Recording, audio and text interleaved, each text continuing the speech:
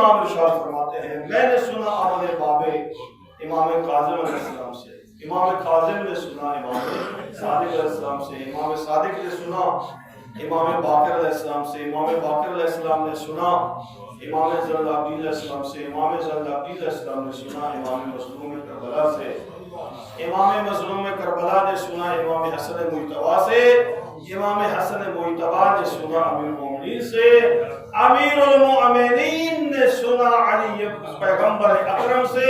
پیغمبر اکرم ارشاد فرماتے ہیں مجھے خالق کائنات نے وحی فرمائی، سبحان اللہ، وحی فرمائی کیا؟ ایھا الناس، اے لوگو، انہ قد اقبل الیکم شہر اللہ بالبرکۃ والرحمۃ والمغفرہ، اے لوگو تمہاری طرف ایسا مہینہ آ رہا ہے جو اللہ کا مہینہ ہے، برکت کے ساتھ، رحمت کے ساتھ، مغفرت کے ساتھ، رحمتیں بھی ہیں، مغفرت بھی ہے، بخشش کا سامان لے کے آ رہا ہے۔ وَعِندَ اللَّهِ أَفْضَلُ الشُّهُورِ، یہ ایسا مہینہ ہے جو تمام مہینوں سے افضل ہے۔ وَأَيَّامُهُ أَفْضَلُ الْأَيَّامِ، اس کے دن سارے دنوں سے افضل ہے۔ وَلَيَالِهِ أَفْضَلُ اللَّيَالِي، اس کی راتیں تمام راتوں سے افضل۔ وَسَاعَتُهُ أَفْضَلُ السَّاعَاتِ، اس کی گھڑیاں تمام گھڑیوں سے افضل۔ سنتے جائیے، معصوم کا کلام ہے، کوئی زیادہ تشریح کی ضرورت نہیں ہے۔ اگر تشریح کروں گا تو پھر یہ خطبہ رہ جائے گا۔ میرا پروگرام یہ ہے کہ میں آپ کو یہ پورا خطبہ جو اللہ کے نبی کی زبانی معصومین کے ذریعے ہمارے تک پہنچا، میں آپ تک وہی خطبہ پہنچا دوں۔ هو شہر دعیتم فیہ الی ضیافت اللہ، اور کتنے تم خوش نصیب ہو اس مہینے میں تم اللہ کے مہمان ہوتے ہو۔ ویسے تو سارا سال ہی اللہ کا رزق کھاتے ہیں، لیکن اس مہینے میں خصوصی طور پر تم اللہ کے مہمان ہوتے ہو۔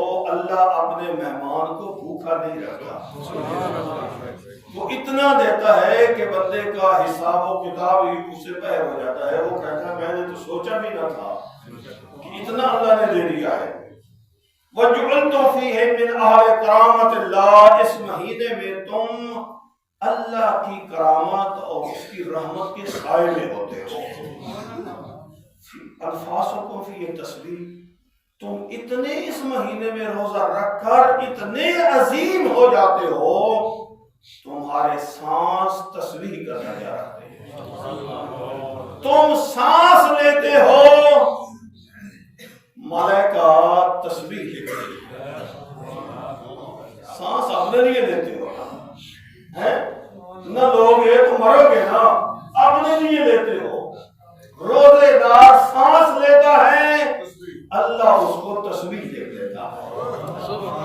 نومکم فیہ عبادہ، روزے دار کا سونا بھی عبادت ہے۔ یہ سویا رہتا ہے، اللہ عبادت کرتا ہے۔ ایک حدیث میں نے پڑھی، میں حیران ہوتا ہوں کہ کیسی کیسی اللہ نے اپنے بندے کو بلندیاں عطا فرمائی ہے۔ جب مومن کو عمل کرتا ہے، رات کے وقت وضو کر کے سو، معصوم فرماتے ہیں تم سوئے رہتے ہو اچھا وضو وہ کتنا ٹائم رہتا ہے؟ جو رات سونے سے پہلے وضو کیا جاتا ہے کتنی دیر تک قائم رہتا ہے؟ ادھر سے آنکھ لگی ادھر سے وضو ختم۔ اللہ کہتا ہے وضو کر کے سو گے تو تم نے ایسے رات گزاری ہے جیسے پوری رات مصلے پر گزاری۔ وہ ہمارے بخشنے کے بہانے ڈھونڈ رہا ہے۔ میرا بندہ تھوڑا سا عمل کرے تو صحیح، میں اس کو جزا کتنی دیتا ہوں۔ انفاسکم فی تسبیح، تمہارا سانس لینا اس مہینے میں تسبیح کا درجہ رکھتا ہے۔ نومکم فی عبادت، تمہارا سو جانا اس میں عبادت شمار ہے۔ عملکم فی مقبول، جو اچھا عمل کرتے ہو اللہ قبول کر دیتا ہے۔ بعض اوقات ہم عمل کر کے خطرے میں پڑ جاتے ہیں نا کہ پتہ نہیں یہ میرا قبول بھی ہے یا ना ना ना